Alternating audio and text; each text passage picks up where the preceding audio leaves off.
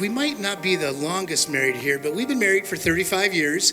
Exactly a month. Yeah, exactly. 1 month, 35 years, because it was September 15th. And so that makes us experts in the marriage game. We come from a previous perspective of not having God in the center of our life to having God in the center of our life. It's called evolving. Yeah, and completely changing how we look at our life. And so we have come up with some thoughts about where we came from. And so we'll show you that next slide. That's me with the mullet. If anybody remembers mullets in the 1980s. And all the hair? Yeah. All your hair, you mean. So we met in 1988. How many people were alive in 1988? Yeah, about maybe half, a little less than half. All right, I don't feel so old now then. We met in 1988. I grew up in Connecticut, a small town in Connecticut. I was working at a shoe store. One day, this beautiful young woman walked into my store, wanted to buy some shoes on a Sunday morning, and I pushed my coworker out of the way because I wanted to help her, and I had small talk, but I don't think we even got to know each other that well. No. I mean, I was probably nervous talking to you. I was a nanny from Oregon, and I went in to buy the... Not my nanny. I always have to clarify that. And I went in to buy, this was the 1980s when aerobics and Jane Fonda and jazzercise were a big thing. So I went in. Let's hear it for jazzercise, right? I went in to get some high tops, and we still have them. They're under the house with some baby clothes. And we remember what they are. They are the Reebok Freestyle high tops, white with rose. You can still find those on Google if you look them up. So we were very committed. Yeah. So she bought the shoes from me. That was it. I did run out the back of my store to watch her leave because she was F-I-N-E fine. I mean, she was the prettiest woman I've ever seen in my life. Long ago. Yeah, no. And so I flashed forward 2 weeks later. We're at a gathering, small towns. If you guys are from small towns, Hillsborough, I guess, could be a small town. It was the parking lot of a drugstore. Yeah, we met in a parking lot of a drugstore to find out what we were going to do that night. My buddy had just bought a pickup truck. We were going to go four-wheel driving. We were getting ready to do that, but he was talking to these two girls on the side of his window, and I really wasn't paying attention. I think I was listening to music or something, and I heard one of them laugh, and she goes, wow, that's a really pretty laugh. So I looked over, and then I had to register it in my mind, and I had to look over again. Monique remembers it a little bit differently. So my friend Tisha, who was also a nanny at the time, we had gone up to Rob and were talking to him. My buddy. And I saw Matt sitting in the passenger side, and I saw him look over and look forward like he was thinking for a minute. And then he did this thing. Mm-hmm. So I'm looking down at these giant brown eyes. And these babies right here, man. Big brown eyes. Yeah, that was that. Yeah. So they decided to go four-wheeling with us, and that was a fun evening. And then at the end of the evening, I said, hey, why don't you come see me at my store and just hang out with me for a little bit? And that's when it clicked that we knew each other from previous time. I was the girl who came in and bought the Reeboks and had the cute little schoolgirl outfit on. And yeah. was like, she was going to church in that schoolgirl outfit. I still can't understand. It was not a Britney Spears outfit. That was pretty darn close. No. But so we ended up started dating almost immediately. Surprised me the next night. My girlfriend was supposed to pick me up, but lo and behold, I looked down and there's a car I don't recognize, and it was me. And we started dating right there. And so after that, I think we were about 6 months until your nanny position ended. She flew back to Oregon. I had to find a guy 3,000 miles away. What do you decide? Oh my gosh. And so for you that were not born the same time we were, there used to be a thing called long distance charges for phone calls, and we racked up like each one of us $400 a month. And that's 80s prices. That's probably like $15,000. Our parents were not happy. Yeah, I got yelled at a few times. So eventually my parents knew that my love for Monique was strong, wanted to have her come back and be with us. My mom had a couple stores that she ran, and so she's like, yeah, she can be a receptionist for me. So Monique moved back to Connecticut. Mm-hmm. We lived there for about 8 months, and then she got homesick. And I got sick of Connecticut. And so college prices on the East Coast are a lot more expensive. Yeah, it was time for college. Yeah. And so then we drove cross country. Has anybody ever drove cross country together as a couple? And you're still married. Are you married? Congratulations. How many years have you been married? 4 years. Did it make your relationship stronger? Okay. Oh, that third wheel, huh? All right. Well, we drove cross country. I had a new car, but it kept breaking down because I had a faulty part. Ran out of money 3 times. Yeah, had to use Western Union. Is Western Union still around? No Venmo back then. No, there was nothing. It was Western Union. Literally, we had to go to a Western Union office. So then... actually had a high-speed cop chase in downtown Salt Lake City. Us. Because our car got broken into. Yeah, somebody broke into our car. But that's a long story. We don't have time to get into there. So, so we ended up in Oregon. Mm-hmm. We got married 1 month later. Yeah. We got married September pretty quickly. September 15th, 1989. I will be honest, my impression was to live together in an apartment before we got married while we were going to college. And her dad was not too keen on that. So we decided to get married. And so we are, because we can say we're married 35 years. We did. Yeah. And then what else what are the fruit of our labor, would you say? Well, as we look up there, you can see some pictures from when we were really young. And then also up through the years, the 2 of us celebrating our 30th anniversary at the top of the Eiffel Tower in Paris. That was a dream of mine. And then our 3 lovely children. McKenna is 26 and lives in Scottsdale, Arizona.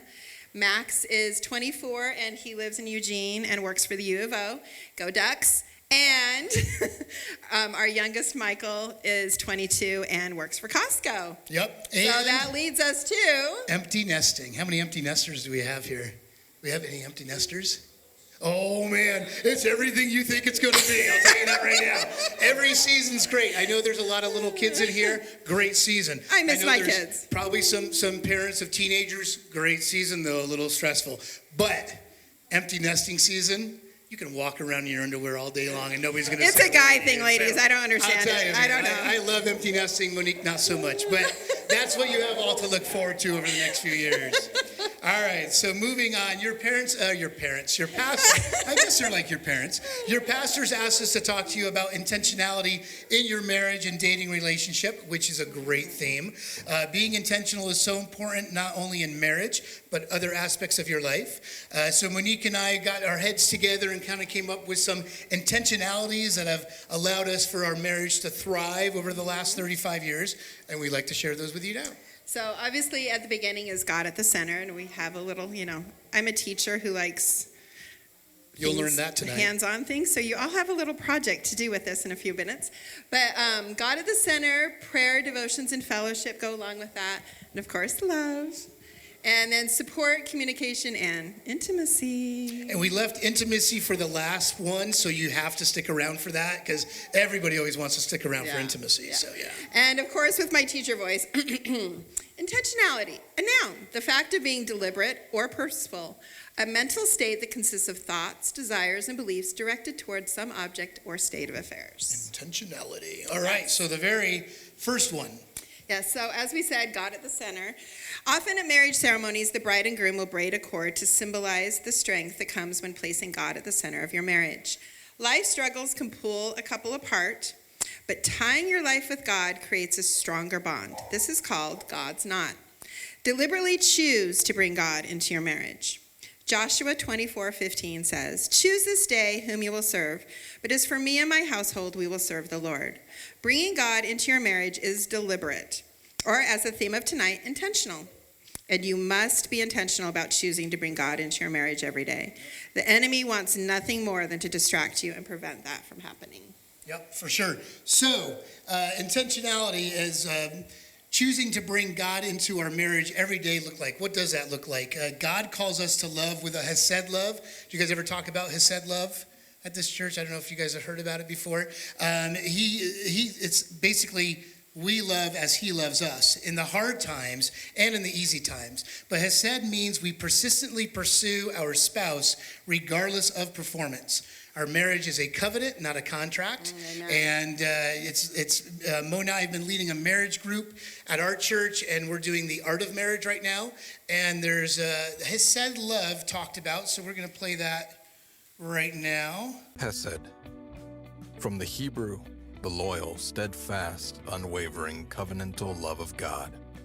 In marriage, it means I persistently pursue my spouse, regardless of their performance. Hesed. Yeah, Hesed is such an interesting idea to try to translate into English, because if you do any study on it, you understand that it has a lot of facets of loyalty and faithfulness and consistency, and certainly one of covenant, something that's permanent, something that's a partnership. And I think it shows up in marriage a lot because God calls us into this special and permanent, meaning as long as we're here on earth, partnership to do something together with a loyalty, with a protection and a caretaking that God has modeled himself, but obviously through many characters that we see in Scripture. What God's calling us to is to love like he loves, which means he's going to love you with, and us, with a selfless, faithful, your behavior doesn't matter, I'm going to love you regardless. And that just blows my mind to experience that. It's like a waterfall coming, rushing onto you, and you're just like, I don't deserve this, and yet still it keeps flowing, and it never stops. Yeah. So putting God into our marriage, even on those days that we may love each other, but not like each other very much. You guys ever have that experience, you know? I mean, I really love her, but my gosh, I don't like her at all right now. Reminds us of how much God loves us, regardless of our own performance. And I guess we could think about that. I mean, as my walk with Jesus, I mean, sometimes I don't make the right direction, right? Or I don't do the right thing, but God doesn't turn his back on me. And so that's what Hesed loves, is asking for the Holy Spirit's help to love our partner as God loves us. And that's Hesed love. So now we're on to the practical application. We like practical applications because she is a teacher. Create your own love knot. What happens when you try to wrap two cords? So you all should have cords somewhat near you. So with your partner, try to wrap just two cords and see what happens. Yep, wrap your two cords and see if it stays together. Not very easy. Yeah, do you think it's going to stay put? Actually, that cord looks like it will stay put a little bit, but it's not supposed to. Okay. Now redo it braiding all three together. Now, this would be fun for the husband or boyfriend to do that instead, because women are used to braiding hair and such, I guess. So maybe have one hold on to the ring and another braid. Boyfriend braid.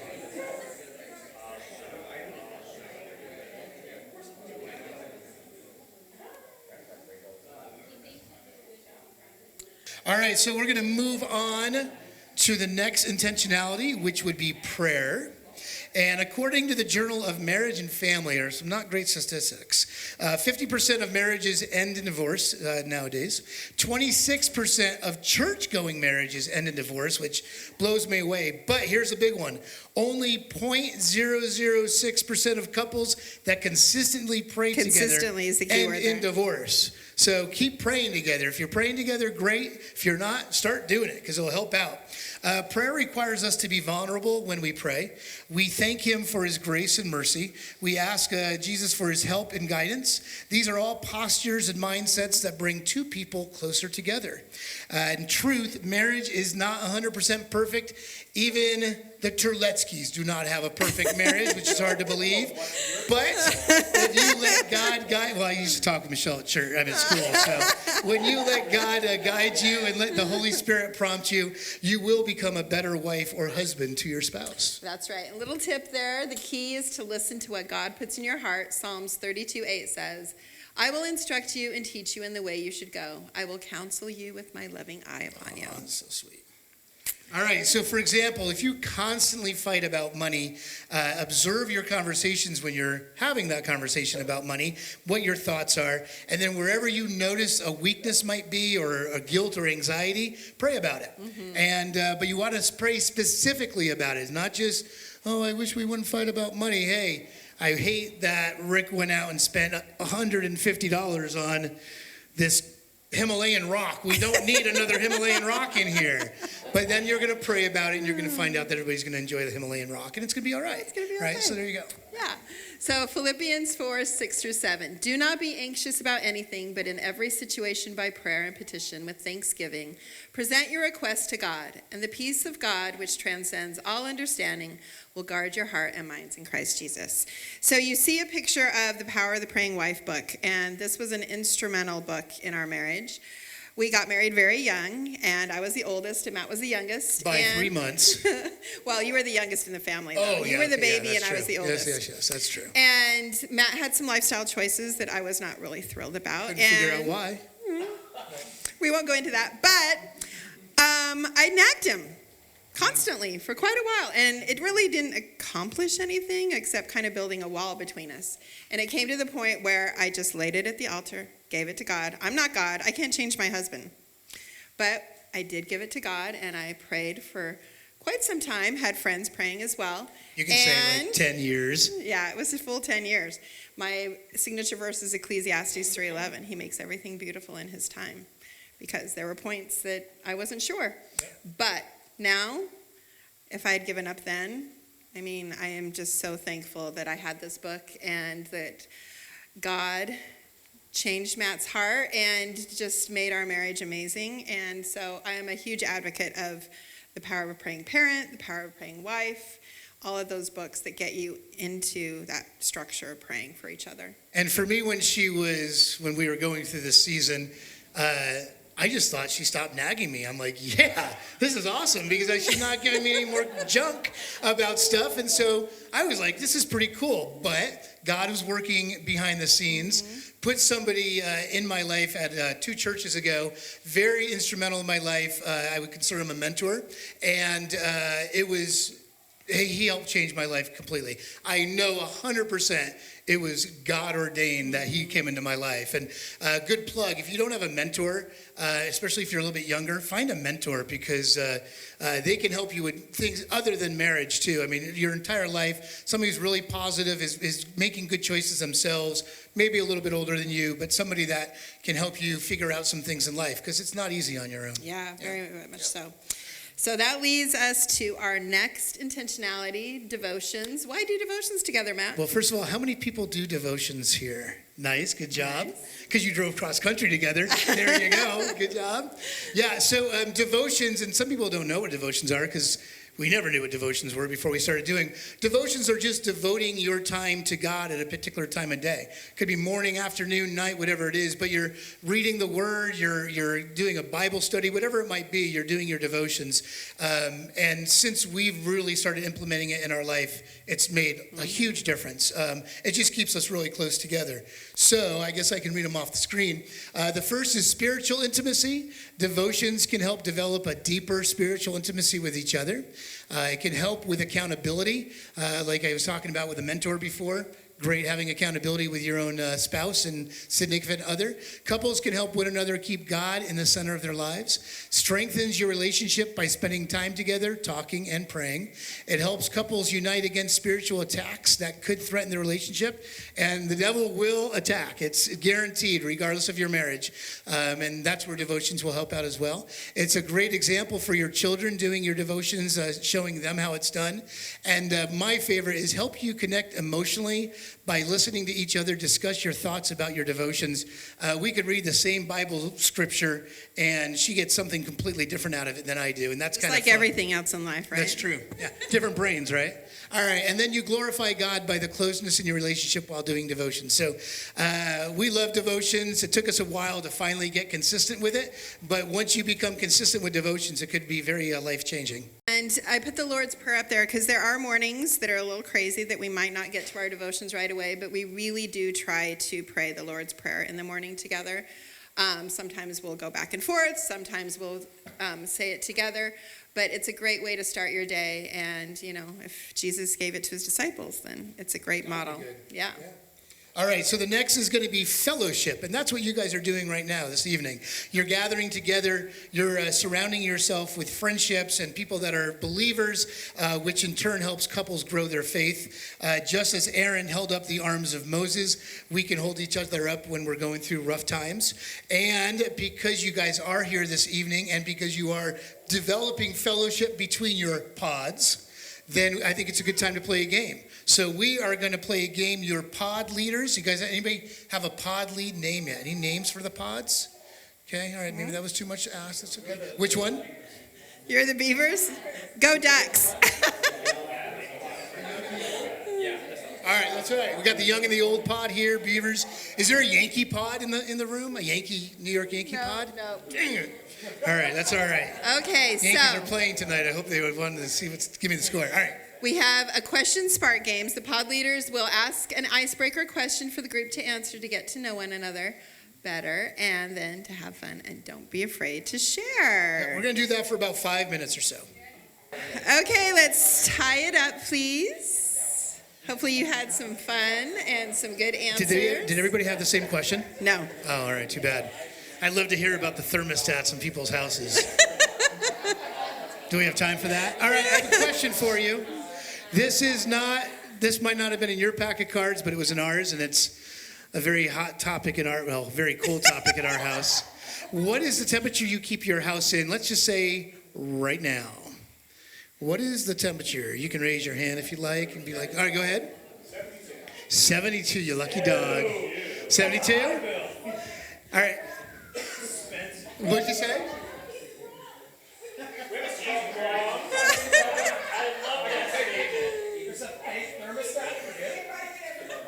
Are you guys living in different houses right now?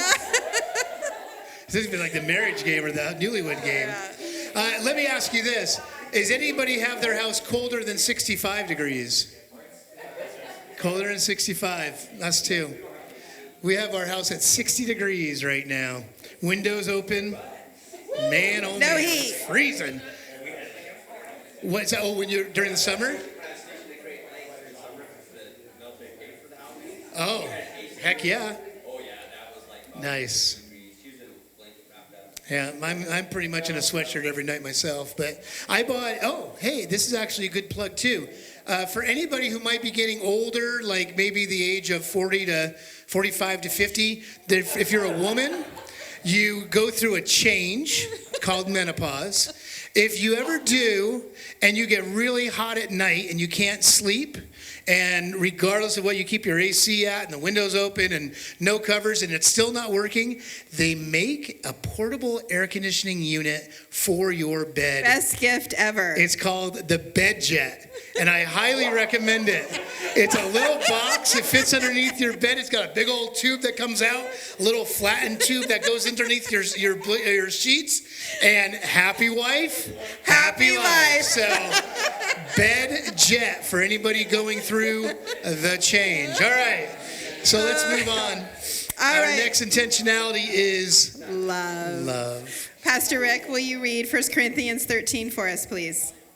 He's got a bellowing voice. He doesn't need a mic. Well, I'll do it for the hard of hearing ones, the people over 55? Okay, thank you. We appreciate that. Good. Paul, we're talking to us.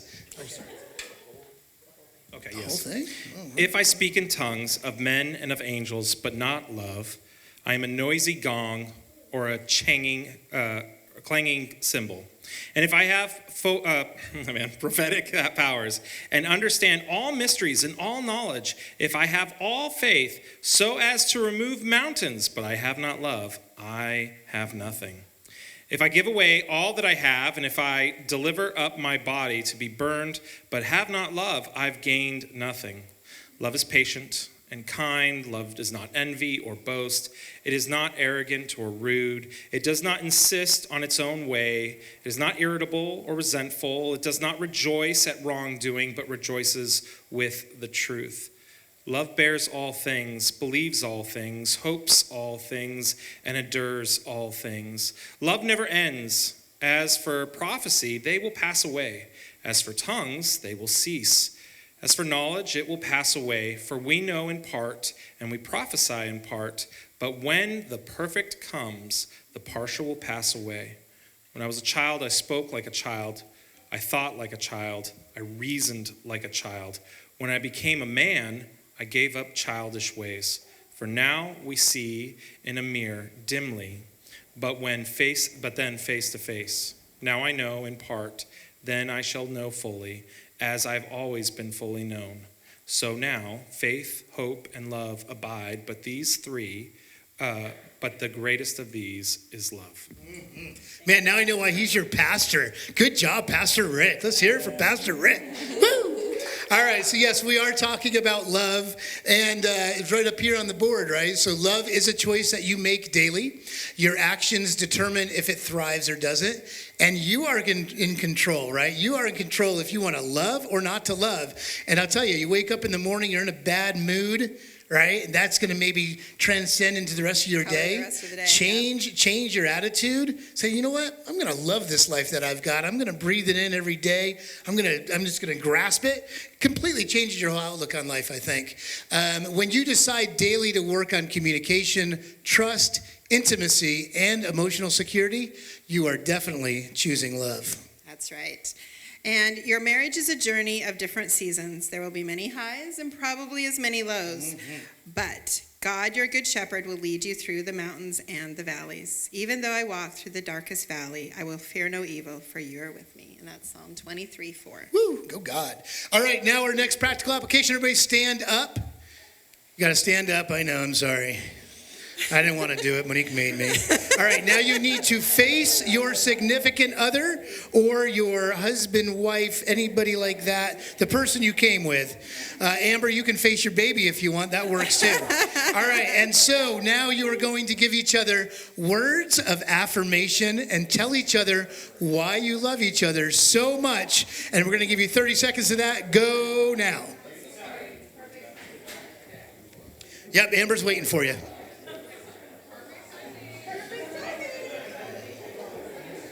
All right, it's good. I see lots of smiles. You too, Rick. Words of affirmation. I love you.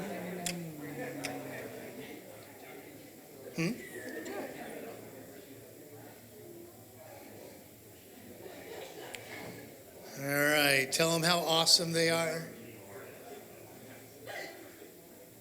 How you love it when they hiccup and they just make them look that great. See some sweet nothings being whispered in ears. All right, now that you've got that done, we'll let you finish off speaking to one another. But stay standing. We have another lesson for you to do. All right. So now what we're going to do is hugs of 20 seconds or more release oxytocin, not oxycodone, a hormone that can reduce stress, boost the immune system, and create a stronger connection between people. You are going to hug for 1 minute. All right, One whole minute, starting now. You'll never know how long a minute is. Monique did say if you'd like to give her a little kiss along the way, you're allowed to. Not me. Just a little kiss. No, not that. Don't kiss Monique. She's mine to kiss. Kiss your significant other if you want. Only if you want. Okay, you keeping time? You keeping time? Mm-hmm. Okay, let me know when we're at 30 seconds. You're almost there. We're at 30 seconds. All right, you are at 30 seconds. You are halfway done with this hug. Keep it going. You're doing amazing. So proud of you guys, man. Kingship.Church has got it going on. Yeah.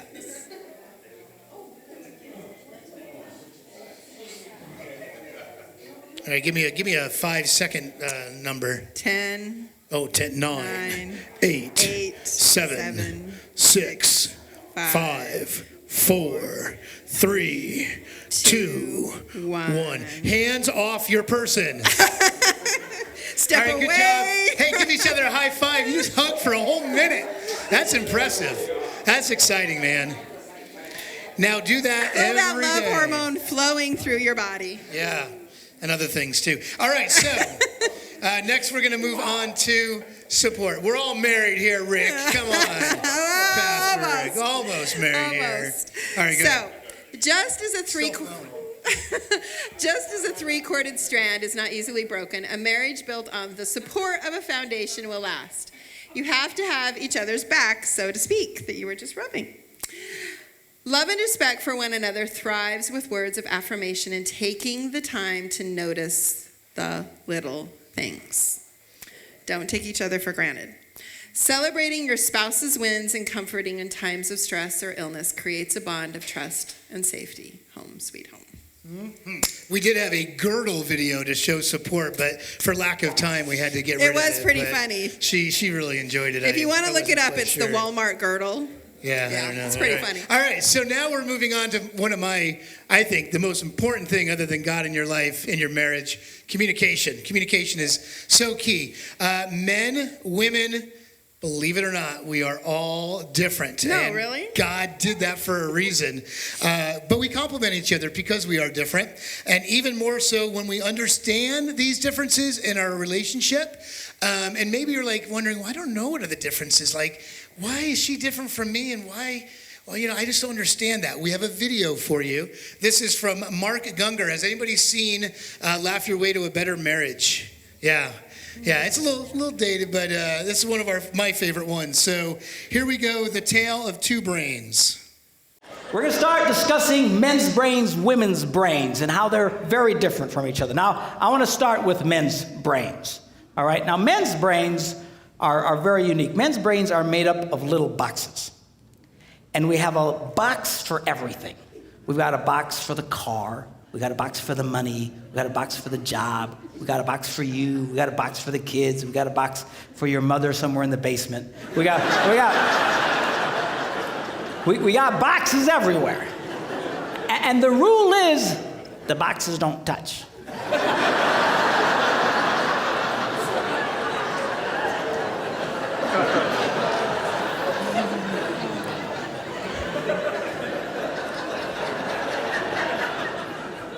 When a man discusses a particular subject, we go to that particular box, we pull that box out, we open the box, we discuss only what is in that box.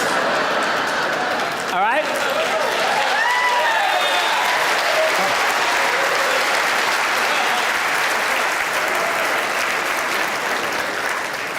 And then we close the box and put it away, being very, very careful not to touch any other boxes.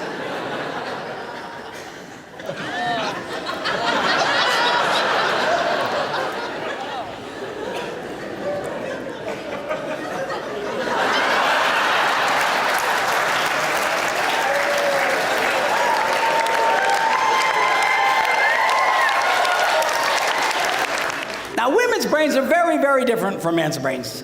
Women's brains are made up of a big ball of wire. And everything is connected to everything.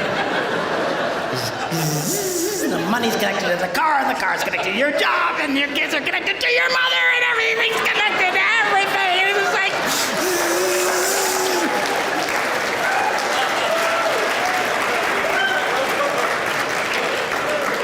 It's like the internet superhighway, okay? And it's all driven by energy that we call emotion. And it's just... It's one of the reasons why women tend to remember everything. Because if you take an event and you connect it to an emotion, it burns in your memory and you can remember it forever.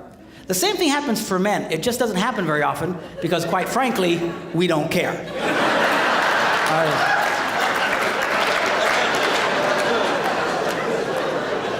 Women tend to care about everything.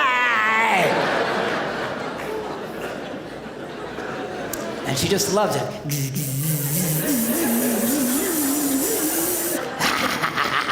Okay?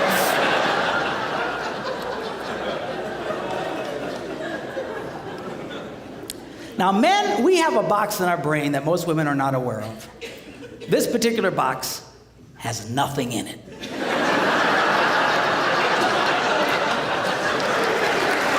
In fact, we call it the nothing box. And of all the boxes a man has in his brain, the nothing box is our favorite box.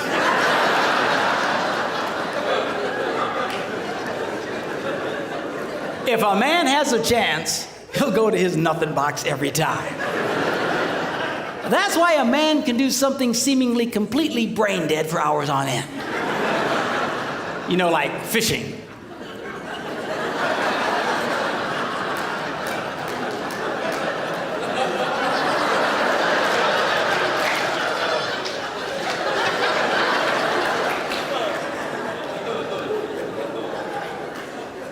they've actually measured this. The University of Pennsylvania a couple of years ago did a study and discovered that men have the ability to think about absolutely nothing and still breathe.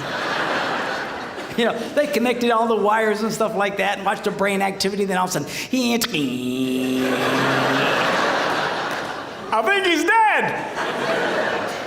Huh? You know, women can't do it. They can't do it. Their minds never stop. And they don't understand the nothing box. And it drives them crazy. Because nothing drives a woman more crazy or makes her feel more irritated than to witness a man doing nothing.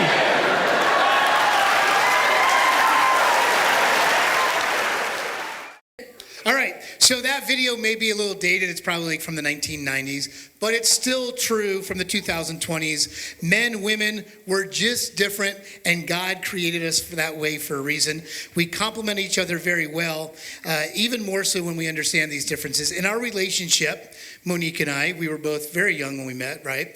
So I came from a very vocal family. There was a lot of yelling. We were a loud family. It's not Italian. No, but I looked at back in the day when I had hair. And so we were a loud family, but you know what? We had our arguments, and we got them resolved, and we moved on with our life, right? Monique came from a family where her dad was an alcoholic, and when there were arguments afoot, she knew to get the heck out of Dodge because it wasn't going to end well. So she could never win. She was always going to get in trouble. So she always just kind of wanted to crawl into a hole somewhere and not engage at all. No, just disappear. Yeah, just disappear. So here we are, just turned 20 years old. The honeymoon's finally over because we have our first fight. And we start getting into it, and she doesn't say a word. I don't know what she's feeling. I don't know what she's thinking about. I was fine. Dangerous word, husband. Yeah. She did say that I'm fine. I'm fine. Not fine. You can definitely tell that too in the tone, right? So it really drove me crazy because I wanted to have the fight, I wanted to get it over, and I wanted to have makeup sex, right? And so it was like time to move on. Well, she kept doing it, and every time we'd have a fight, this is what happened. So eventually I said, I can't take it anymore. We got to figure this out. So we sat down, and I basically pleaded with her, tell me what you're thinking. And I gave her the opportunity to share. And she never had that ability before with her family. And so when you come from two different families, each one of us, you have to remember that when you're dealing with each other because you have no idea what she went through when there was strife in the family. She has no idea what I went through when there was strife in the family. So it's really important that you communicate with each other and you learn how to deal with those differences and move on, right? So I think that's basically what I have on that. So we're going to move past this one, right? All right. Now, communication. One nobody wants to talk about. This is the hardest one. These are the black holes of our lives. Do we agree? Right? I mean, we remember when there were no cell phones or smartphones. In our mid-30s when we got our first cell phone. Yeah, they were the Razor flip phone, if I remember correctly. Motorola. You remember that? So, you know what, though? Our marriages survived without cell phones. And I think... I would even say they thrived without cell phones. That's a good point.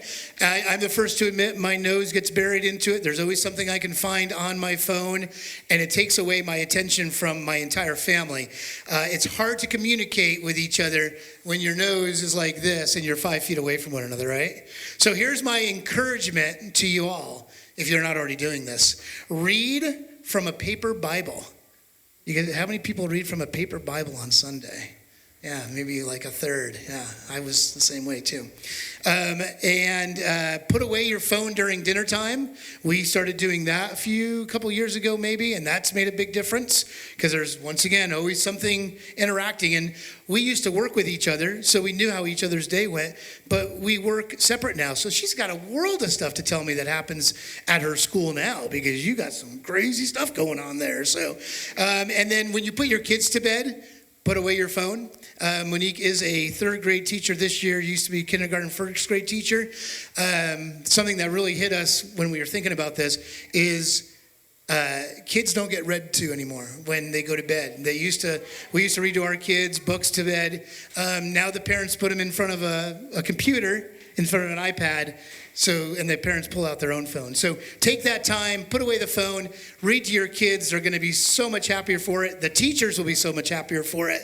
And life will be grand. And then also, when you want to be with you and your significant other to get your undivided attention, put away your cell phone, because you never know what your significant other will do or say that you would never know because you're on your phone. So put away the cell phones, right? Yeah. Is that good? It's not a nothing box. It's definitely not a nothing box. All right, moving on.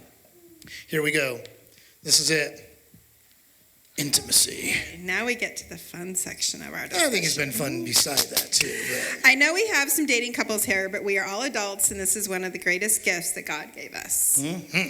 I remember hearing that if you have a fun and active sex life, it is a smaller percentage of your relationship. But if you don't, it's a huge problem in your marriage. And I have found this to be true in our relationship. Yes, there are seasons of our lives that ebb and flow, but it is very difficult to have relational, spiritual, and verbal intimacy without physical intimacy. God created us to become one and to enjoy it. There is very little that making love, not just sex, can't diffuse. It's like a sledgehammer to that wall that can build up between you. Mm-hmm. Like a wrecking ball. Like Taylor Swift coming through like a wrecking ball. It's right? not Taylor Swift, honey. Sorry. Oh, I don't know. I know it's what's her name, the other one. Katy Perry? No, Miley Cyrus. Oh, Miley Cyrus. That's Miley the other Cyrus. one. All right. Yes. That's not my kind of music, so. Okay, so our practical application.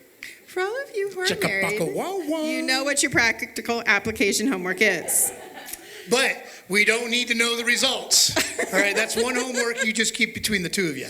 And those of you who are not there yet, spend some time talking about intimacy, hopes, and expectations. It's very important to be verbally vulnerable before you're physically vulnerable.